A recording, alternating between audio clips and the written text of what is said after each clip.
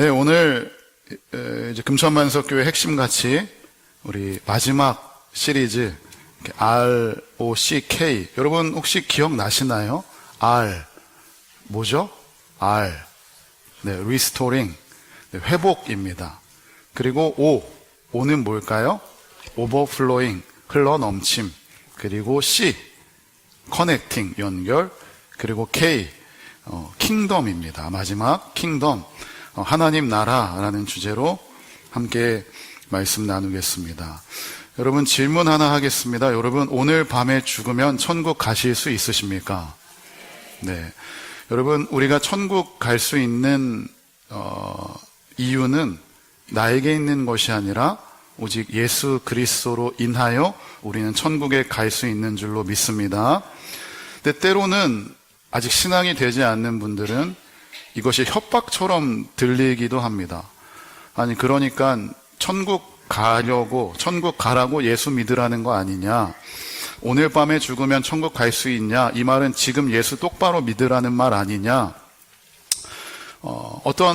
우리는 천국을 이렇게 죽어서 가는 곳이라는 개념이 다 있습니다. 우리 모두에게요.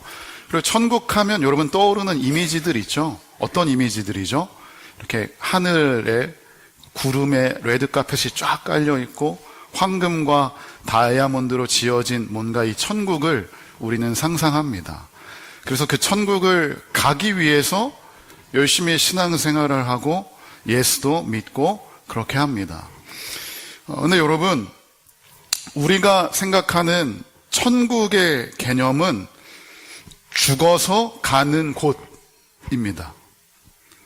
천국이 무엇이죠? 내가 죽어서 나의 삶이 끝난 뒤에 들어가는 곳이라고 생각을 합니다.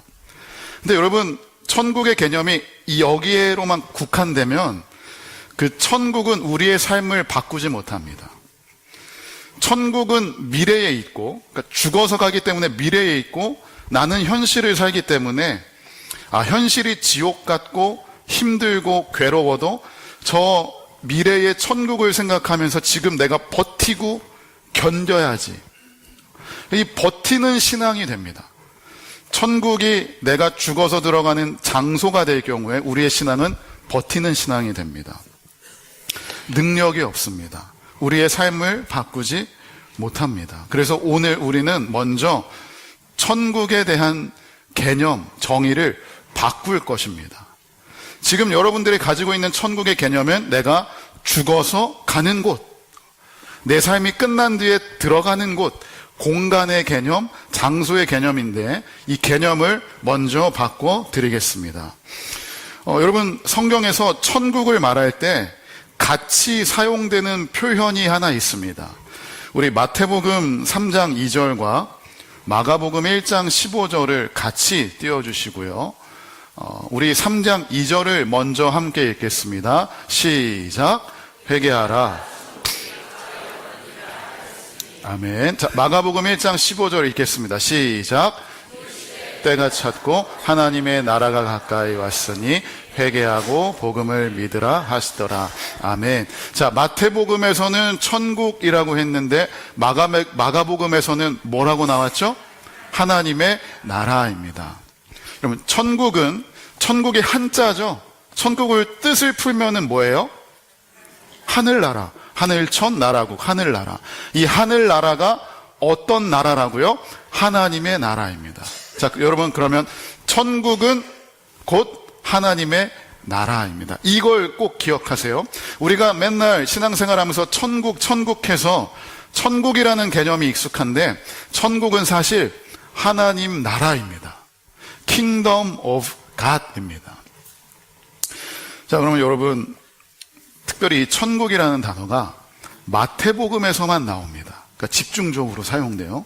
마가복음, 누가복음에서는 천국이라는 단어가 안 나오고 하나님 나라가 사용됩니다. 왜 마태복음에서는 천국이라는 단어가 나오느냐? 이거는 이 마태를 이해하면 조금 쉽습니다. 여러분, 마태의 직업이 혹시 무엇인지 아시나요? 세리, 그리고 유대인입니다. 마태는 마태복음을 쓸 때 이 독자를 누구로 염두하고 썼을까요? 유대인을 염두하고 썼습니다. 내가 쓰는 책은 유대인들을 위해서 써야지. 그래서 마태복음 1장 1절에 보면 뭐라고 시작하냐? 아브라함과 다윗의 자손 예수 그리스도의 계보라. 그 유대인들이 그렇게 좋아하고 존경하는 아브라함과 다윗의 이름으로 족보를 시작합니다. 그리고 유대인들은 하나님이라는 단어를 입에 꺼내는 게 굉장히 부담스러워했어요. 하나님의 이름을 망령되이 여기지 말라라는 계명 때문에 유대인들은 평상시에도 일상에서도 글을 쓸 때에도 하나님, 이런 여호와라는 단어를 입에 담는다거나 이렇게 쓸 때 좀 부담스러워하고 힘들어했습니다. 옛날 신약시대 때 성경을 필사할 때, 구약을 필사할 때 사람들이 구약을 뺏기다가 사본을 쓰다가 여호와라는 단어가 나오면 필사하던 사람들이 멈춥니다. 그리고 뭐 하는지 아세요? 목욕을 하고 옵니다. 그리고 여호와를 씁니다. 목욕하고 와서 여호와 썼는데 얼마 안 가서 또 여호와가 나왔어요. 어떻게 해요? 펜을 넣고 목욕을 하고 옵니다. 하루에도 목욕을 수십 번씩 했을 거예요. 그 정도로 힘든 거예요. 부담스러운 거예요. 너무 거룩하신 이름이기 때문에 하나님이라는 이름을 입에 담는 게 유대인들은 힘들었습니다. 자, 마태는 유대인이었기 때문에 그걸 잘 알았어요. 그래서 마태복음을 쓸 때 유대인들을 배려하는 차원에서 하나님 나라라고 하지 않고 천국이라는 단어를 써서 유대인들을 배려하였습니다. 반면에 마가복음이나 누가복음은 이방인들을 대상으로 쓰였기 때문에 하나님이라는 개념을 명확하게 전달해야 돼서 하나님 나라라는 표현을 그대로 사용합니다. 그래서 여러분, 천국과 하나님 나라는 똑같은 단어, 동일한 단어입니다. 그러니까 우리가 죽어서 가는 천국이 곧 뭐예요? 하나님 나라입니다. 자, 그래서 우리가 이 개념을 바꿔야 됩니다. 여러분, 천국 하면 자꾸만 우리는 죽어서 가는 곳이라고 생각합니다. 내가 현실은 지옥 같을지라도 괴로워도 지금 내가 신앙으로 버티고 견디다가 죽으면 저 영원한 생명이 있는 천국에 들어가야지. 이 장소의 개념, 공간의 개념입니다. 우리에게는. 그런데 성경이 말하는 하나님 나라는 그 개념이 아닙니다. 천국은, 하나님 나라는 장소가 아니라, 공간의 개념이 아니라, 저를 따라해 주십시오. 통치의 개념. 네, 여러분, 천국은요, 우리가 들어가는 장소의 개념이 아니라 하나님이 왕으로 계시고 하나님이 말씀으로 다스리시는 통치의 개념입니다. 그래서 천국은 죽어서 가는 공간의 개념이 아니라 하나님이 다스리는 상태의 개념. 그러니까 천국은 내가 죽어서 가는 곳, 장소, 공간이 아니라 상태예요. 상태. 내가 어떤 상태인가? 천국의 상태인가? 지옥의 상태인가? 아까 읽었던 마태복음과 마가복음 말씀에서도 회개하라, 천국이 가까이 왔다라고 이야기합니다. 그 말은 지금 힘들지, 조금만 버텨, 조금만 견디면, 지금 현실이 힘들어도 신앙으로 참고 견디면 곧 천국에 우리가 간다라는 뜻이 아니라 하나님의 통치와 다스림, 그 상태가 우리에게 왔다라는 거예요. 그러니까 여러분, 개념이 바뀌었죠? 우리는 그동안 천국은 내가 죽어서 가는 곳이었지만 오늘 성경은 뭐라고 해요? 천국은 우리가 가는 곳이 아니고 그 천국이 우리에게 왔다라는 거예요. 내가 가는 공간이 아니라 천국은 상태, 하나님이 다스리는 상태이기 때문에 그 하나님의 통치가 우리 삶 가운데에 찾아온 것이고 임했습니다. 하나님 나라가 임하시오며 하나님의 나라 천국이 임한 것입니다. 그래서 여러분, 천국은 도피처가 아닙니다. 현실을 이기기 위해서 오늘 나의 삶은 너무 힘들고 괴롭고 그렇지만 저 천국을 생각하면서 위로받고 견뎌서 그냥 내가 미래에 들어갈 곳이 아니라 내가 오늘 삶을 살아내야 하는 하나님의 통치입니다. 그래서 천국은 우리가 가야 하는 곳 이전에 우리에게 찾아오는 것입니다. 오늘 제가 여러분에게 오늘 죽어도 천국에 갈 수 있습니까? 라고 물어봤습니다. 그 전에 또 이렇게 한 번 더 묻겠습니다. 여러분은 지금 누구의 통치를 받고 계십니까? 여러분이 만약 지금 이 시간 하나님의 통치를 받고 계신다면 지금 이 자리가 곧 천국이 되는 줄로 믿습니다. 여러분, 우리는 천국 가기 위해서 신앙생활 합니다. 예수 그리스도를 통하여 영원한 생명과 기쁨이 있는 천국으로 갈 것입니다. 그러나 우리를 향한 하나님의 소망은 단순히 그냥 죽어서 천국 가는 것, 그냥 내 마음대로 살다가 죽기 직전에 회개 기도하고 그냥 천국 가는 것, 그것으로 끝나는 것이 아니라 하나님이 우리를 향한 바람과 소망은 우리의 삶의 자리, 가정과 직장과 교회와 나라에 하나님의 통치, 다스림이 임하여서 그 자리가 천국이 되는 것을 하나님은 우리에게 요구하십니다. 그래서 천국을 이해하는 중요한 열쇠는 천국이 어디 있느냐, 내가 들어가네 마네가 아니고 누가 나를 다스리고 누가 나를 통치하시느냐. 하나님의 법과 질서가 작동되는 자리라면 그곳이 천국입니다. 제 친구가 평택에 있습니다. 가끔씩 저도 이제 한광중학교 평택에 설교하러 갈 때 친구를 만나기도 하는데, 그럼 평택에 가면 미군 부대가 엄청 크게 있습니다. 제 친구가 미군입니다. 누가 봐도 생긴 건 토종 한국인인데 미국 국적에 미국 여권을 가지고 있고 미국 군인입니다. 어렸을 때 미국으로 건너가서 자라고 군인이 되어서 미군은 무조건 그 미군 인생 한 번은 무조건 한국에 파병을 와야 된대요. 그래서 그 친구가 고향 땅으로 파병을 와서 평택에 있습니다. 그 미군 부대 근처를 딱 처음 갔거든요. 딱 가면 여기는 한국이 아니라 미국이에요. 모든 간판 영어입니다. 거리에 돌아다니는 사람들도 막 흑인들, 백인들, 미군인들이 돌아다닙니다. 시장, 마켓 전부 다 미국 스타일이에요. 그래서 이제 햄버거 집에 들어가서 미국 스타일의 햄버거를 먹으면서 대화를 나누었습니다. 대화를 듣던 중에 그 평택에 있는 미군 부대는 단순히 우리가 생각하는 우리나라 군부대 수준의 크기가 아니고 한 도시 수준입니다. 엄청 큽니다. 미군 부대 안의 기름값은 한국의 기름값보다 절반 정도 싸다고 합니다. 자, 여러분 재밌죠? 미군 부대 안에 물가는 한국의 물가가 적용될까요? 미국의 물가가 적용될까요? 미국의 물가가 적용돼요. 미군 부대 안에 법과 질서는 한국의 법과 질서가 적용될까요? 미국의 법과 질서가 적용될까요? 미국의 법과 질서. 그 미군 부대 안에서는 우리나라 대통령이 다스립니까? 미국 트럼프가 다스립니까? 미국의 정치가 다스립니다. 여러분 재밌죠? 그래서 미군 부대 들어갈 수는 없지만 들어가면 모든 교육 과정도 미국 교육 과정을 따르고요. 미국의 브랜드, 우리나라에 없는 미국의 프랜차이즈들이 다 들어와 있고요. 미국의 질서와 법이 적용되고 있고요.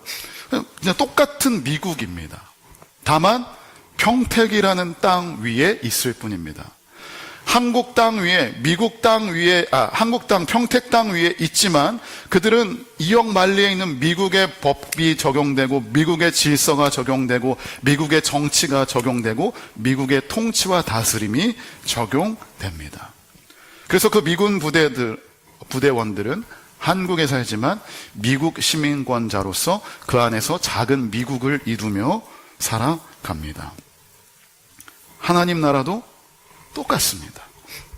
우리는 이 땅에서 이 땅의 언어를 사용하고 있고 이 땅의 문제 속에서 살아가고 이 땅의 법과 질서 가운데 살아가고 있습니다.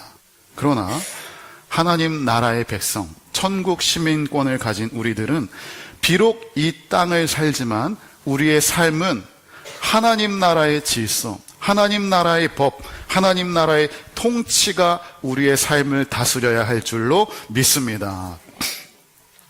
하늘의 시민권을 가지고 산다는 것은 현실을 떠나서 사는 것이 아니라 이 현실 한가운데에서 하나님의 법과 질서를 따르며 살아가는 삶입니다.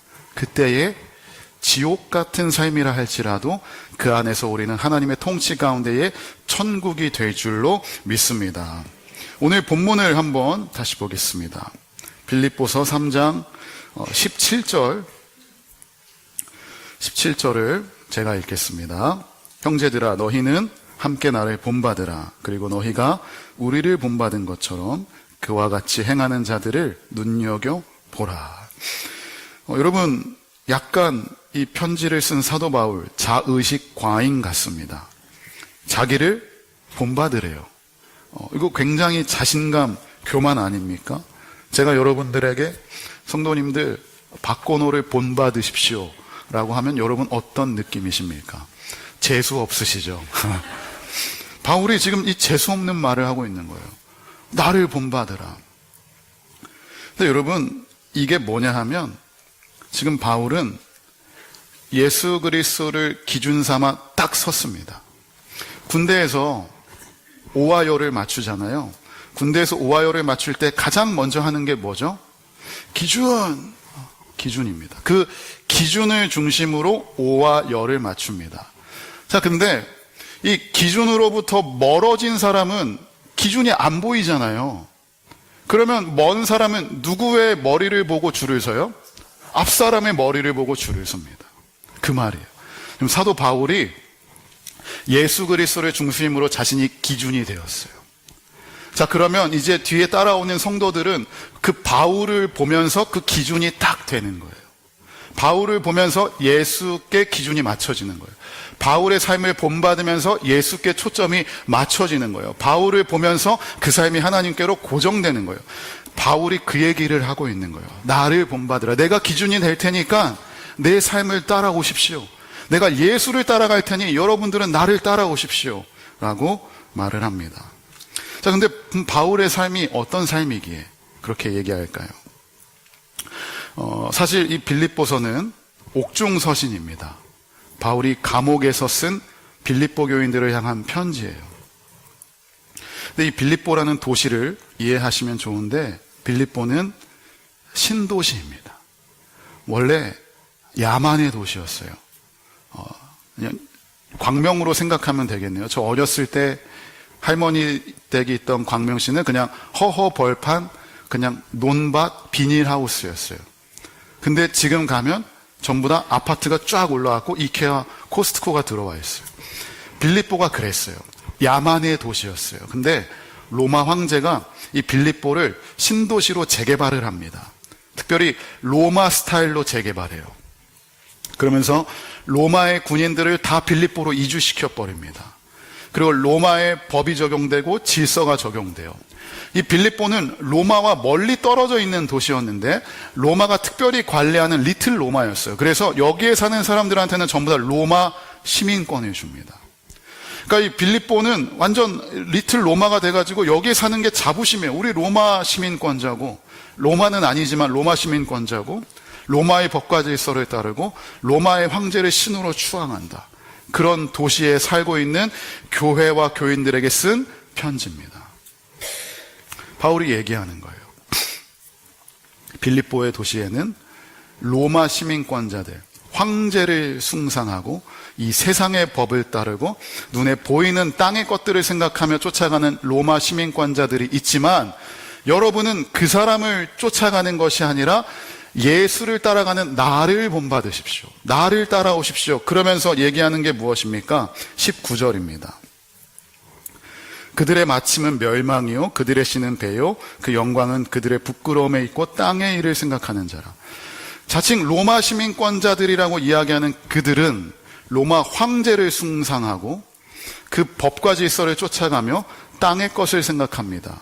그러나 20절 우리 빌립보 교회는 우리의 시민권, 여기서 시민권을 의도적으로 얘기해요. 왜냐하면 자꾸 이 로마, 빌립보 사람들이 우리 로마 시민권자야, 우리 로마 시민이야, 로마 시민이 짱이야, 지구에서 최강이야 라고 얘기를 하니까 바울이 거기에 대놓고 의도적으로 우리의 시민권은 로마에 있는 게 아니라 어디에 있다고요?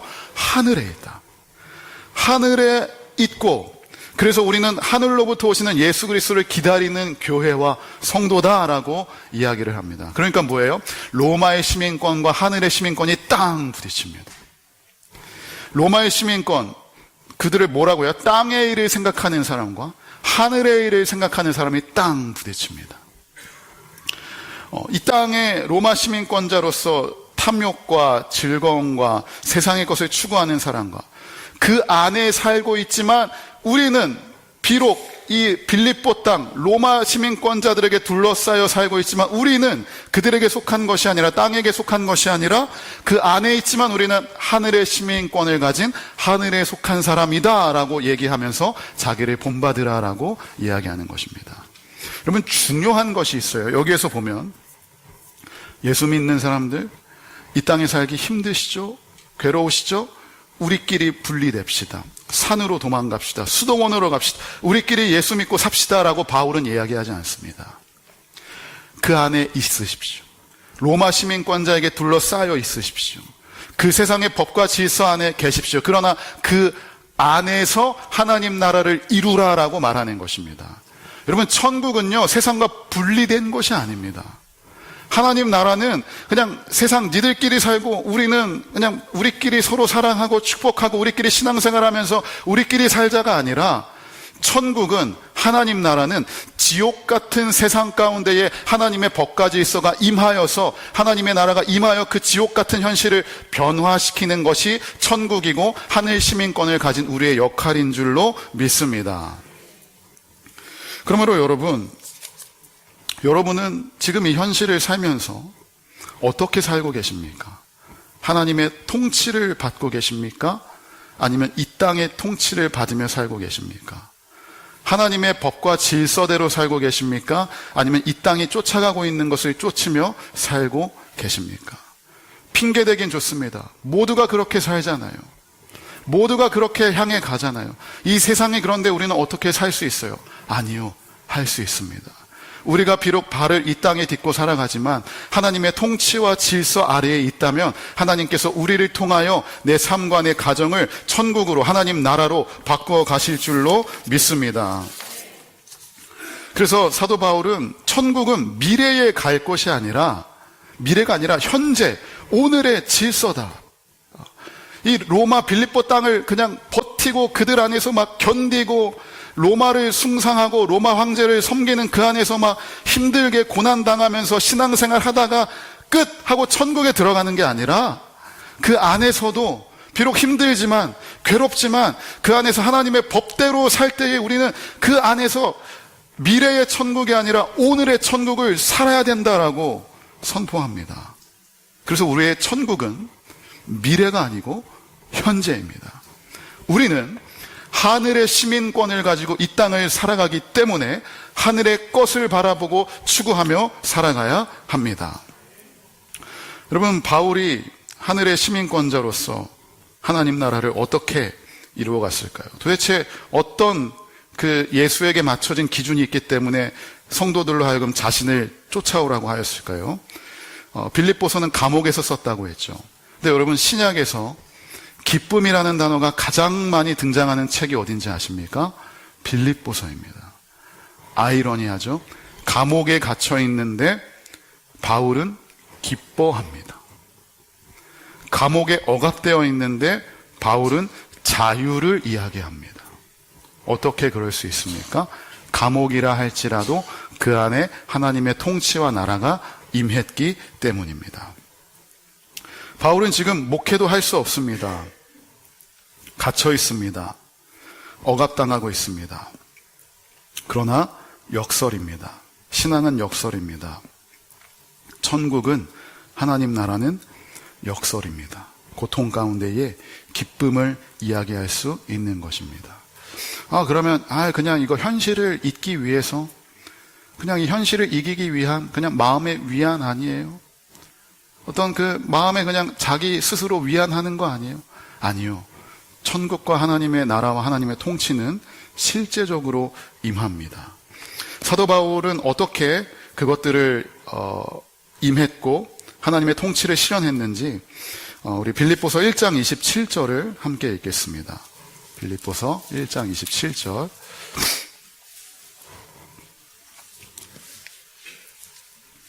우리 함께 읽겠습니다. 시작. 오직 너희는 그리스도의 복음에 합당하게 생활하라.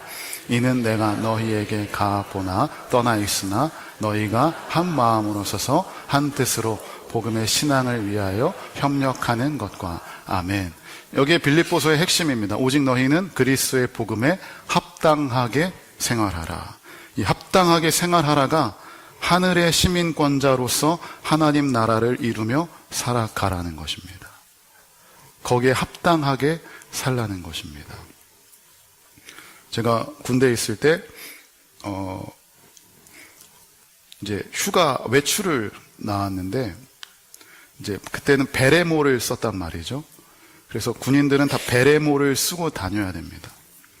근데 별로 쓰기 싫죠. 베레모 쓰기 싫죠. 덥기도 하고. 그래서 의정부, 아직도 기억이 나는 게 의정부 신세계백화점에서 외출을 나와가지고 군복음 입었지만 베레모를 벗고 막 돌아다니는데 푸드코트에서 저희 부대 간부하고 딱 눈이 마주쳤어요. 근데 그 간부님이 저를 딱 보더니 딱 이러는 거예요. 이게 뭐예요? 베레모 쓰라고. 그분은 저희 부대에서도 FM으로 유명한 분이셨습니다. 뭐예요? 군인이면 휴가 나와도 군인답게 하고 다니라는 거예요. 군인답게 하고 다녀라. 부대 바뀌어도 너의 정체성은 군인이니까 군인답게 옷 입고 군인답게 베레모 쓰고 군인답게 돌아다니라는 겁니다. 바울이 그 얘기를 하는 겁니다. 하늘의 시민권자, 천국을 소유하고 천국을 살아가는 사람, 하나님의 통치 아래에 있는 사람, 어디에 있든지, 그 현실이 지옥 같든지 감옥 안에 있든지 엄청난 삶의 풍파와 고난과 어려움이 있더라도 그 안에서 하나님 나라의 질서를 받는 하늘의 시민권자로서의 그 합당한 생활을 하라라고 우리에게 이야기합니다. 그럼 그 생활이 뭘까요? 빌립보서에 세 가지가 나와 있습니다. 짧게 살펴보겠습니다. 이 세 가지를 여러분 기억하고, 이 세 가지가 빌립보서에서 이야기하는 하늘의 시민권자로서의 삶이구나를 기억하고 꼭 그렇게 사셨으면 좋겠습니다. 먼저 2장입니다. 빌립보서 2장 3절 우리 함께 읽겠습니다. 시작. 아무 일에든지 다툼이나 허용으로 하지 말고 오직 겸손한 마음으로 각각 자기보다 남을 낮게 여기고. 아멘. 첫 번째, 하나님 나라의 하늘의 시민권자로서 이 땅을 살아갈 때에 우리에게 필요한 것, 태도, 하늘 시민권자의 자세 무엇입니까? 겸손입니다. 여러분, 겸손하십시오. 여기에서 말하는 겸손은 누가 칭찬했을 때 아니에요, 괜찮아요, 그 정도 아니에요, 이 수준의 겸손이 아닙니다. 여기에서 말하는 겸손은 어떤 겸손입니까? 예수께서 나 같은 죄인을 위하여 죽기까지 자기를 낮추신 겸손을 이야기합니다. 여러분, 하늘 시민권자로서 남을 위하여 죽기까지 나를 낮추고 나를 내어주는 겸손이 우리 모두에게 있기를 주님의 이름으로 축복합니다. 별거 없습니다. 운전하다가 시비 붙으면 어떻게 해요? 양보하십시오. 주차 자리가 났는데 내가 들어가려고 했는데 누가 들어오면서 시비가 붙어요. 어떻게 해요? 양보하십시오. 세상 가운데, 삶 가운데에서 우리는 여러 가지 마찰과 분쟁과 다툼 가운데에 있습니다. 그 다툼의 원인이 뭔지 아십니까? 여러분, 사람이 싸울 때 꼭 등장하는 말이 있어요. 어른들 싸울 때 꼭 등장하는 말이 있더라고요. 워딩이 있더라고요. 그게 뭔지 아십니까? 내가 누군지 아나. 내가 누군지 아나. 내가 누군지 아냐는 거예요. 아니, 처음 만났는데 모르는데 어떻게 알아요? 근데 그 말이 뭐냐면 나를 좀 알아달라는 거예요. 알아달라는 거예요. 그러니까 이 다툼과 싸움의 그 근본에는 나를 알아봐달라는 게 있어요. 여러분, 그거 좀 알아봐주면 어디 힘듭니까? 죄송합니다. 사과합니다. 내가 양보합니다. 설령 내가 맞고 그가 틀렸어요. 근데 틀린 사람이 막 주장을 하고 억측을 부린다 할지라도 그거 좀 양보해주면 어디가 덧납니까? 바울은 그걸 이야기하는 것입니다.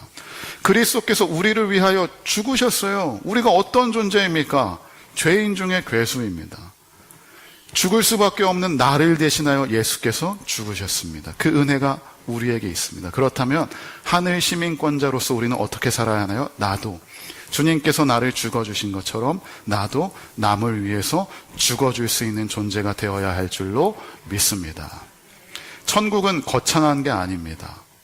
내 삶 한복판에서, 학교에서, 가정에서 양보하고 섬기고 겸손히 사랑하는 것, 그때에 그 안에 작은 천국이 이루어지게 될 줄로 믿습니다. 빌립보서 3장 8절입니다. 빌립보서 3장 8절 우리 함께 읽겠습니다. 시작. 또한 모든 것을 해로 여김은 내 주 그리스도 예수를 아는 지식이 가장 고상하기 때문이라. 내가 그를 위하여 모든 것을 잃어버리고 배설물로 여김은 그리스도를 얻고. 아멘. 자, 두 번째, 바울은 자기가 지금까지 쌓아온 모든 지식과 커리어와 모든 업적들을 무엇으로 여겨요? 배설물, 똥으로 여깁니다. 바울은 어떤 사람입니까? 엘리트 중에 엘리트입니다. 가문 자체도 너무 훌륭한 가문입니다. 모든 것을 가졌던 사람입니다. 근데 하늘의 시민권자로서 천국을 맛본 그는 그 모든 것을 배설물로 여깁니다. 그러므로 여러분, 배설물을 위하여 살아가지 않기를 주님의 이름으로 축복합니다. 땅의 것, 좋은 학교, 좋은 직장, 좋은 집, 차, 가방, 여러분 자랑할 게 그것밖에 없습니까? 우리의 자랑은 오직 예수 그리스도인 줄로 믿습니다. 그것 때문에 스트레스 받지 마십시오. 그것 때문에 더 가진 자들과 비교하면서 비참해지지 마십시오. 그것 때문에 적게 가진 자들과 비교하면서 교만해지지 마십시오. 그거 아무것도 아닙니다. 땅의 것입니다. 사라질 것입니다. 허망한 것입니다. 바울은 배설물로 여깁니다. 여러분, 누군가가 학교를 자랑하고 직장을 자랑하고 번 돈을 자랑하고 액수를 자랑하고 집 평수를 자랑하면 속으로 어떻게 뭐라고 얘기하면 돼요? 니 똥 칼라네. 니 똥 크네. 여러분, 아무것도 아닙니다. 우리의 자랑은 오직 예수 그리스도. 여러분, 바울은 그래서 얘기합니다. 하늘 시민권자는, 하늘의 시민권을 가지고 있고 하나님 나라를 이루는 사람은 세상의 것에 매여 있지 않고 소유에 당하지 않고 오직 하늘의 것, 영원한 것을 바라보고 천국의 것을 바라보고 그것을 위해서 살아간다라고 이야기를 합니다. 여러분, 우리의 삶의 목표, 우리의 삶의 방향, 우리의 삶의 지향이 땅의 것이 아니라 하늘의 것 될 수 있기를 주님의 이름으로 축복합니다. 마지막 빌립보서 4장 4절입니다. 자, 빌립보서 4장 4절 함께 읽겠습니다. 시작. 주 안에서 항상 기뻐하라. 내가 다시 말하노니 기뻐하라. 아멘. 여러분, 바울은 지금 감옥에 있다라고 얘기했습니다. 그리고 빌립보라는 도시는 황제 외에 주로 고백하면 사형입니다. 자, 그 상황 가운데에서 지금 빌립보 교인들이 신앙생활하고 있어요. 근데 어떻게 기뻐합니까? 어떻게 기뻐합니까? 근데 바울은 기뻐하라라고 이야기합니다. 왜요? 우리의 시민권은 하늘에 있기 때문입니다. 여러분, 우리가 기뻐할 수 있는 이유는 상황 때문에 기뻐하는 것이 아니라 주님 때문에 기뻐할 수 있는 줄로 믿습니다. 상황이 나아져서, 건강해져서, 일이 잘 풀려서 기뻐하는 것이 아니라 하나님 때문에 기뻐하고 주님 때문에 기뻐하고, 내 상황이 어지럽고 고난 가운데 있을지라도 나와 함께 하시는 주님으로 말미암아 천국이 이루어지고 그 천국으로 말미암아 기뻐하는 저와 여러분 다 될 수 있기를 주님의 이름으로 축복합니다. 마지막으로 빌립보서의 가장 유명한 말씀이 있습니다. 빌립보서 4장 13절입니다. 빌립보서 4장 13절 말씀을 여러분 아마 다 암송하셨을 거예요. 제가 읽겠습니다. 암송하신 분들 같이 읽어볼까요? 시작. 내게 능력 주시는 자 안에서 내가 모든 것을 할 수 있느니라. 아멘. 여러분, 바울은 내게 능력 주시는 자 안에서 내가 모든 것을 할 수 있다고 합니다. 여기서 우리는 착각합니다. 모든 것을 할 수 있다고? 모든 것을? 그러면 내 집 마련도 할 수 있고 인생 성공도 하고 사업도 대박나고 모든 것을 할 수 있다? 아니요, 그렇지 않죠. 이 구절을 제대로 깨닫기 위해서는 앞에 구절을 보아야 합니다. 4장 12절인데 제가 읽겠습니다. 나는 비천에 처할 줄도 알고 풍부에 처할 줄도 알아. 모든 일 곧 배부름과 배고픔과 풍부와 궁핍에도 처할 줄 아는 일체의 비결을 배웠노라. 아멘. 여기서 모든 것을 할 수 있다는 말은 내가 진짜 모든 걸 할 수 있다는 게 아니고 내가 비천에도 처할 수 있다. 그러니까 가난에도 처할 수 있다. 배고픔에도 처할 수 있다. 부요함에도 처할 수 있고 배부름에도 처할 수 있고 연약함에도 처할 수 있고 건강함에도 처할 수 있다. 이게 모든 게 난 다 가능하다. 어떻게 해요? 주님으로 인하여 자족하는 법을 배웠기 때문에 내게 능력 주시는 자 안에서 내가 모든 것을 할 수 있다라고 이야기합니다. 여러분, 지금 여러분의 삶을 보십시오. 지금 비천에 처하신 분 계십니다. 눈물 가운데 계신 분 있습니다. 고통 가운데 계신 분 있습니다. 반대로 아무 걱정, 근심, 염려 없는 분도 있습니다. 우리 교회에 가난하신 분들이 있습니다. 당장 내일의 먹고 살 문제로 괴로워하시는 분들이 있습니다. 반면에 먹고 살 걱정이 없는 분들도 있습니다. 지금 우리 교회에 정말 빨리 주님의 개입하심이 필요한 환우분들이 있습니다. 또 동시에 너무너무 건강하신 분들이 있습니다. 여러분, 가난하고 병 걸리고 힘든 분들은 하나님이 버리신 것입니까? 아니요, 그렇지 않습니다. 그것들은 중요하지 않다는 거예요. 내가 가난할지라도 배고플지라도 육신의 연약한 가운데에 있고 병든 가운데에 있을지라도 하나님의 통치와 하나님의 질서 아래에 있다면 그 안에서도 천국이 될 수 있다라고 바울은 이야기하고 있는 것입니다.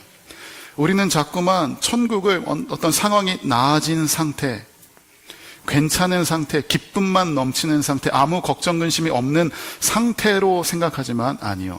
진짜 천국, 하나님 나라는 하나님의 통치가 있는 상태인 줄로 믿습니다. 여러분에게 묻겠습니다. 여러분은 누구의 통치를 받고 계십니까? 하나님의 통치, 예수 그리스도의 통치, 말씀의 통치 받는 저와 여러분 다 될 수 있기를 주님의 이름으로 축복합니다.